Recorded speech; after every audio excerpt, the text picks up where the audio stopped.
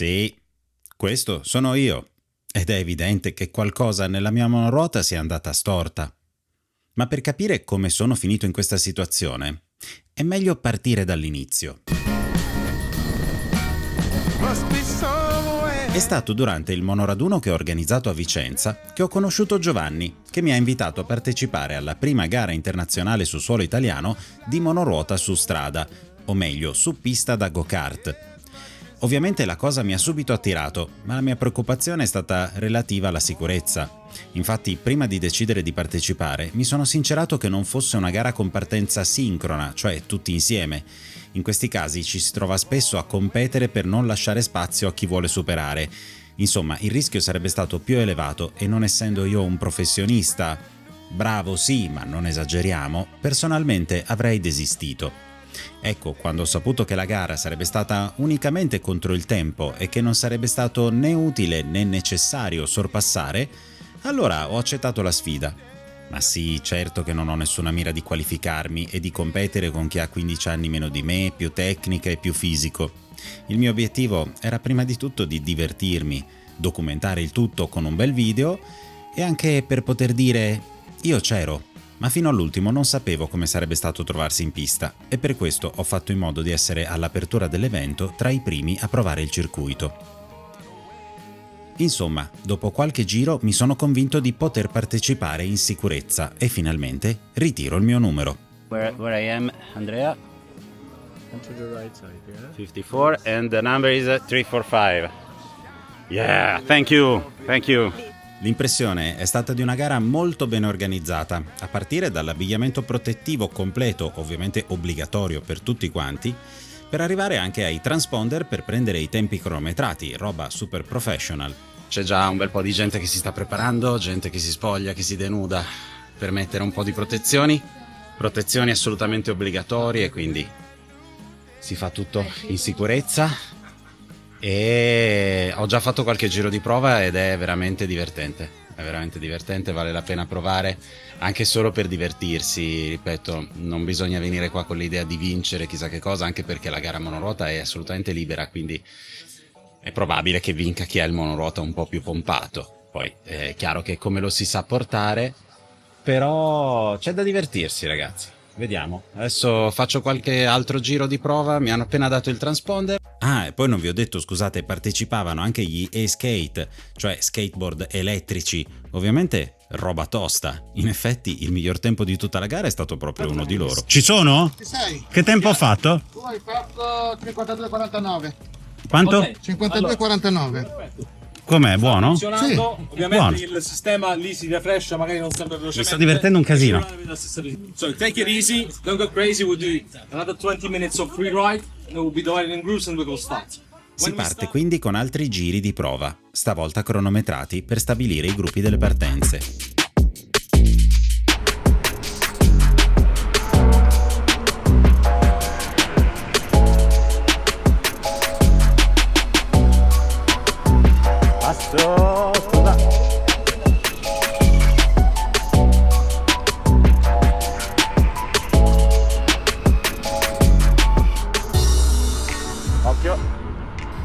E mi sa che tra un po' faremo i famosi giri.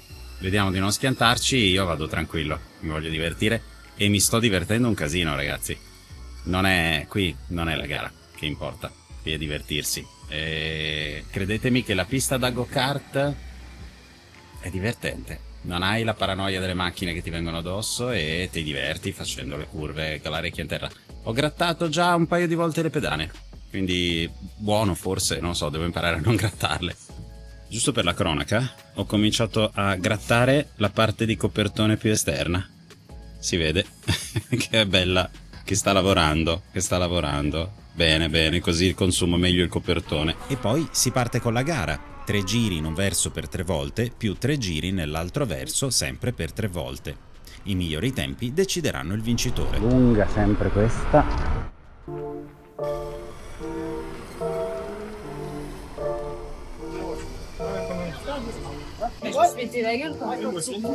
Ragazzi, 50, ho migliorato di un secondo e mezzo. Sono contento. Figata, quanto è divertente. Io devo ancora fare un altro video suo, adesso arriverà, devo lavorarci perché io ho fatto le riprese mentre fa consegne, che è venuta una figata, quindi vi devo fare un altro contenuto con lui. Io mi trovo con dei tempi che tutto sommato non mi fanno sentire proprio l'ultimo. Sono molto soddisfatto per essere la mia prima gara.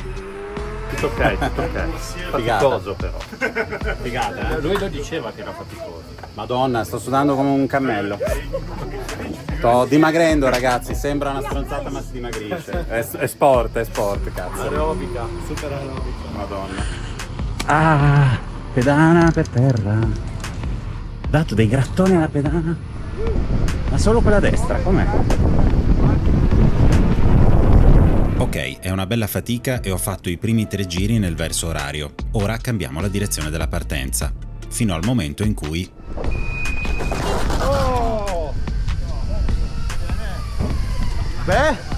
E così la mia gara finisce un po' prima degli altri. Quella curva lì, l'Apex mi ha catoffato.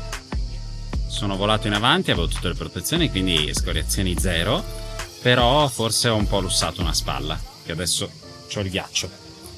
Non mi fa grande male, ovviamente, per fortuna è andata bene, però adesso ovviamente mi fermo, non ho voglia di rischiare, e soprattutto devo capire anche perché mi ha catoffato l'Apex, perché ha smesso di darmi spinta in una curva, niente di stratosferico. Eh sì, ad oggi devo ancora capire cosa è successo. Ho scaricato i log della ruota e mandato questo video insieme ai log alla Nosfet, sperando che almeno stavolta mi rispondano. Infatti, nei log, cioè il registro degli eventi che la ruota da sola realizza, ci sono dei numeri assegnati negli orari in cui c'è stata la caduta, però non è comprensibile nessun evento particolare. Vediamo se loro mi sapranno dire qualcosa in più in base ai numeri che loro stessi attribuiscono a degli eventi. Io ho il sospetto che l'inclinazione in curva sia stata letta in modo esagerato dalla centralina, cioè dal giroscopio, e che quindi per un istante la ruota abbia creduto di essere caduta superando l'inclinazione consentita.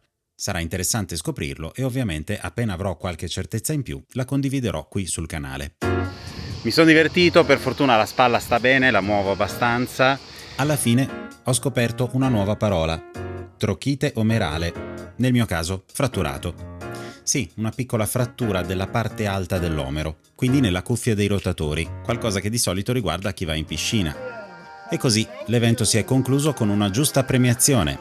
Purtroppo il sistema non prevede che qualcuno abbandoni la gara e quindi i miei tempi non contavano per il risultato finale. Non qualificato. Niente, purtroppo non ho potuto completare i giri necessari per essere qualificato, anche al contrario. Mi sarei probabilmente, se continuavo così, mi sarei qualificato 10º, quindi comunque contento del risultato. Ero qui per essere 20º, quindi alla fine sono squalificato, andata. Come si dice, cornuto e mazziato. Ma 0 italiani sul podio e faccio notare secondo e terzo classificato con la mia stessa monoruota. E poi c'è stato anche il podio tutto italiano. Grazie a tutti ragazzi! Evviva! Grazie a tutti! Ora però vorrei chiudere con alcune considerazioni finali. La prima è che la reazione di molte persone, vedendomi col braccio legato intorno al collo, è stata quella di confermare che sia un mezzo pericoloso. Come già ho detto altre volte, certo che lo è. Come è pericoloso andare a cavallo, fare una passeggiata in montagna o giocare a calcio. Ma vi faccio una domanda: se capita che vedete qualcuno col braccio ingessato perché andava a cavallo o perché giocava a calcio, voi gli direste che deve smettere? Che nonostante la sua passione sia così forte, ora che si è fatto male non lo deve più fare?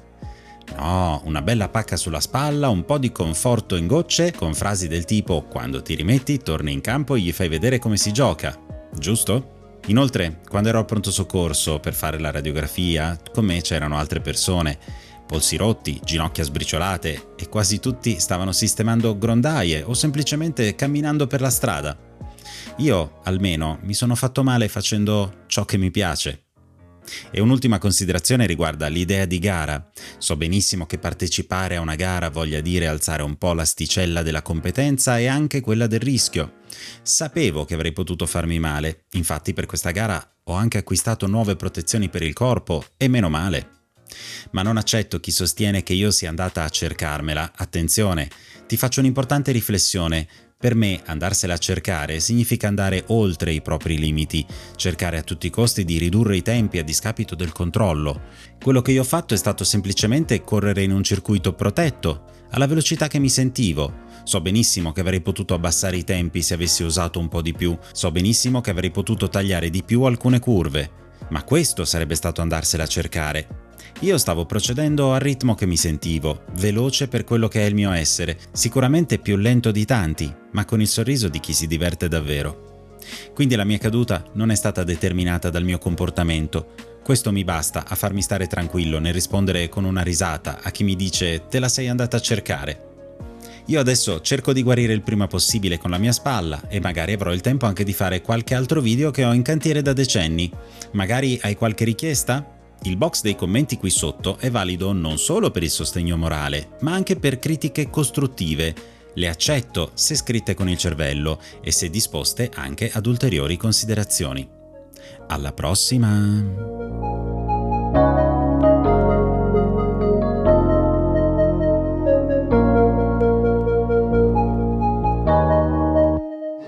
Devastato, che fine ha fatto? Eccolo qua, ogni volta che lo rivedo ve lo ripropongo. Ciao, Devastato. Scusa, questa volta facciamo categoria YouTube. Questa è la medaglia. Io comunque ho gareggiato con un cazzo di Python. Questi avevano tutti delle ruote della Madonna,